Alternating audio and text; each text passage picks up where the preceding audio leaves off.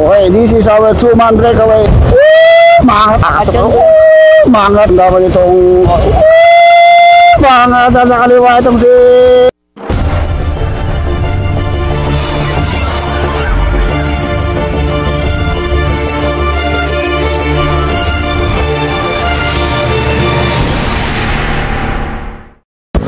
Okay, so dito tayo magpa-plug down dito sa Barangay Estipona.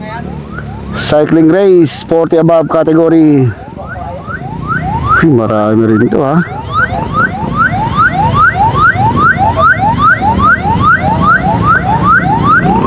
So wala pong bababanat.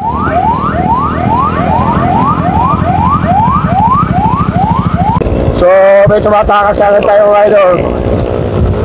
Itong si Alfredo Asuncion. Sunod niya si Ednardo. So mabilis ito tumatakas kagad itong dalawa na ito ha. From Gimba and Pangasinan. Okay, this is our 2-man breakaway. Alfredo Asuncion sa Ronda Pilipinas Veterans. Ito naka-violet. At saka itong si Ednardo ng Pangasinan. So lumalabang na sila ng mga 100 meters ha. Patatapos lang natin lumarga sa Larga Pilipinas. Andito na naman tayo sa Barangay Estipona, Pura, Tarlac. Anak ng Pura. Isko ko kain. Wala rin tayong kapaguran. Okay, so dumidikit na itong ating peloton. Kaya dapat may magpara dun sa dulo. Okay, so napabilis ang balaton ha. Eric Vilacastos, andito. Celeste, Dominador Tako-Tako, Joel Carbonel. So dumikit itong grupo nila. Jesus Garcia, Ian Tako-Tako, si Pagala, si Bergonyo. Ako, bumabanat na itong si Jesus Garcia. Saka itong si from Team RCT. May nabubuna tayong grupo kagad dito. Marami-rami ito ha. Ulit ng parang Uncle Joel ah. So nahatak nila ito ang ating grupo. Medyo nabitak na yung ating peloton. So Joel Calderon, Jesus Garcia, Mark Candy, Regla, Alfredo Asuncion, nandito na rin sa ating breakaway. So mabilis ang barangan, 55 kilometers per hour. So dito rin pala si Arnel Mendoza. Mabilis ha. Okay, so mabilis oh. Mabilis yung hatak ni Makoy. Mukhang pakakalasan kagad to. Papakalasan kagad itong ating mga siklista. Ito naman yung kalapoyan ha. So naiwan na yung grupo nila, Eric de la Cruz. So tingnan natin kung may makakatakas dito. Itong si Joel Calderon, ang ating two-leg champion ng Larga Pilipinas. Kaya nakakulay blue na yan. So speed nila oh, 49 kilometers per hour. Mangat na itong si Alfredo Asuncion. Sa Bangar lang. Ha? Sa Bangar. Ay, so dito tayo ha. So pabalik na tayo sa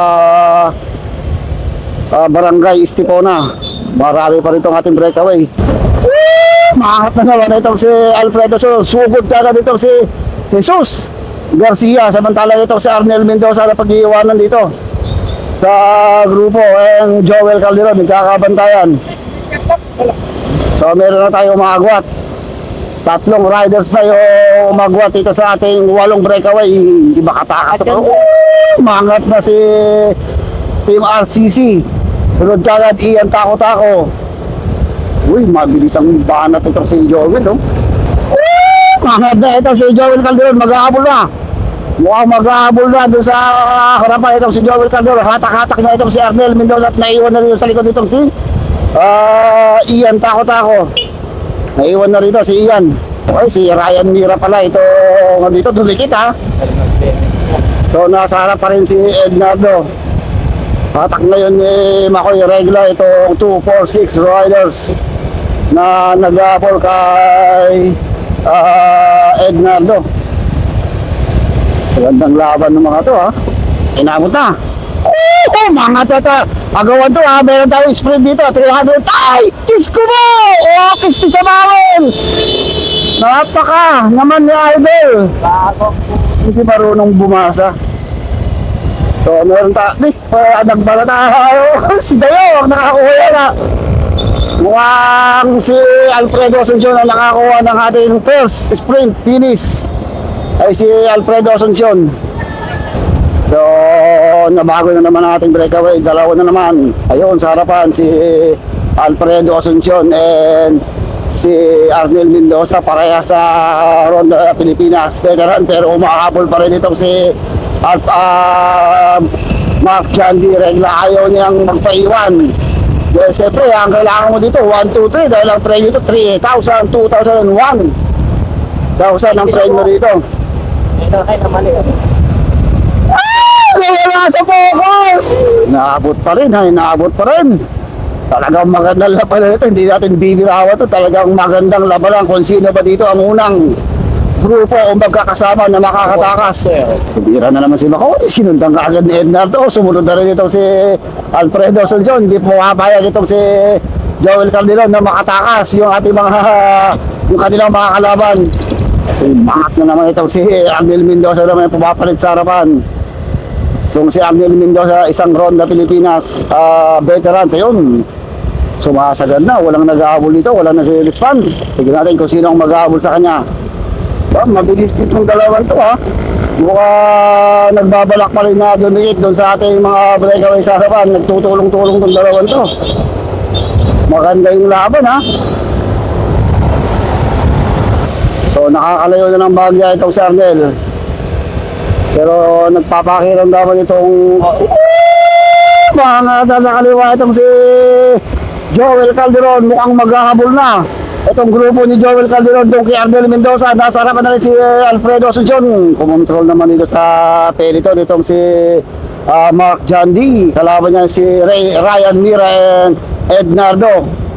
Uy, mahabol pa rin ha. Talagang gusto nilang kopoin yung 1, 2, 3 spot.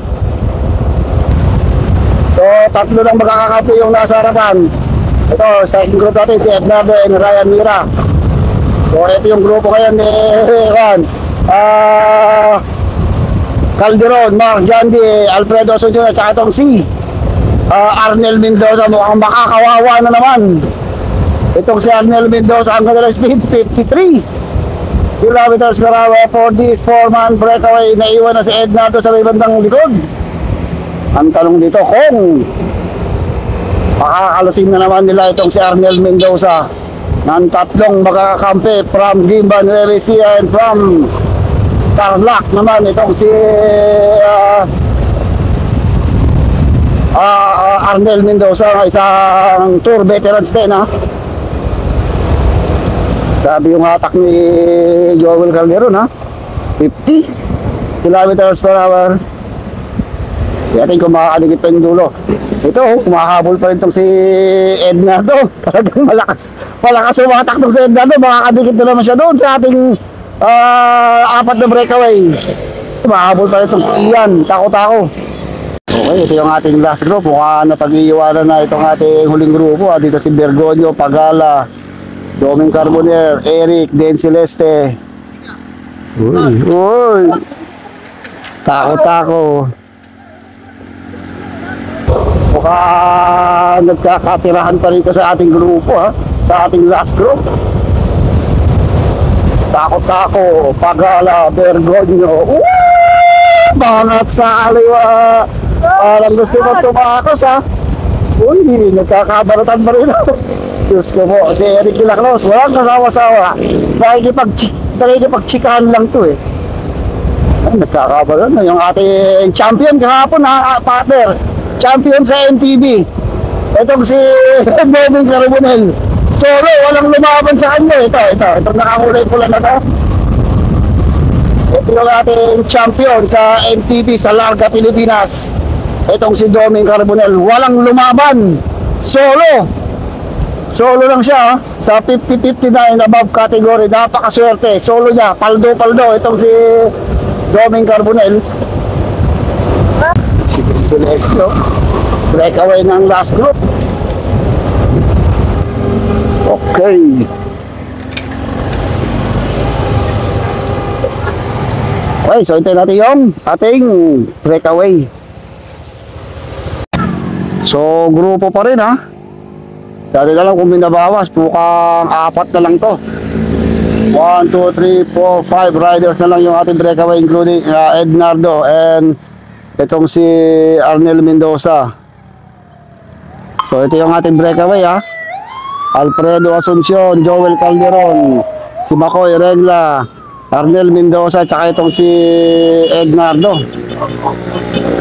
So, naiwan na si Ryan Mira, sila Ian Tao-Tao. So, 5 na lang itong ating naiwan breakaway. Sigurado dito ha, may tatakas dito sa grupo ni Joel Calderon dahil ang magkakampi rito si Calderon, yung naka-blue, yung naka-violet, at saka ito naka-kulay pink.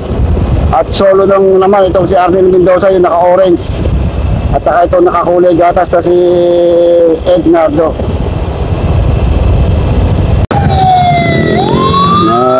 Rimatayan dito. Oy. Si Joel Calderon na, tumatakas na ito si Joel Calderon. Mark Jody, tumatakas na. Mahabol pa rin itong si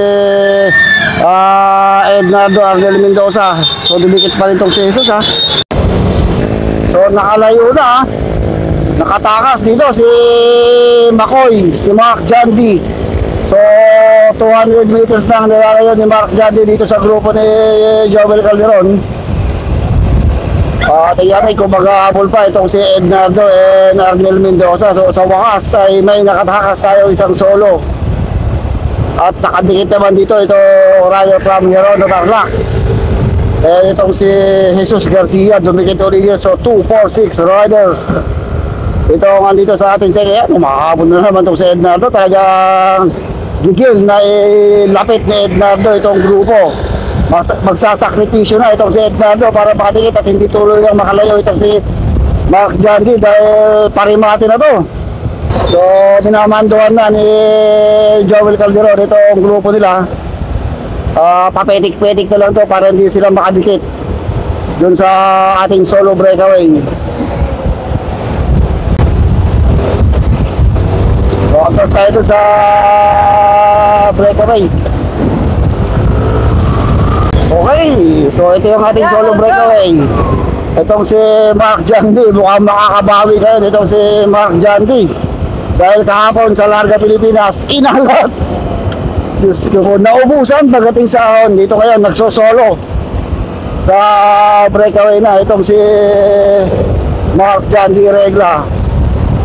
Grabe ha, tuluyan ang nakatakas to dun sa grupo kanina dahil kanina hindi siya makatakas, naubos, nakakatugis itong si Ednardo and si Arnel Mendoza. So parimati na tayo, mga last 2 kilometers na lang tayo to the finish line. 250 meters lang nilalabang ni Mark Jandy dito sa grupo na nag-aabol dun sa likuran. Walang kaduda-duda ang ating solo breakaway mananalo dito sa Estipora Cycling Race. Nakabawi itong si Mark Jandy Regla ng Gimba Nueva Ecija. Shoutout po natin si SK Chairman Ashley ng Estipora Pura Tarlac. Ito na rimatian dito. Ito na, nagkakarimatihan na sa harapan na itong si Joel Calderon. Sa likod niya si Alfredo Asuncion, pero umahawal pa rin itong si Ednardo. Yun. So 1, 2, 3. Hindi kinaya na Arnel Mendoza.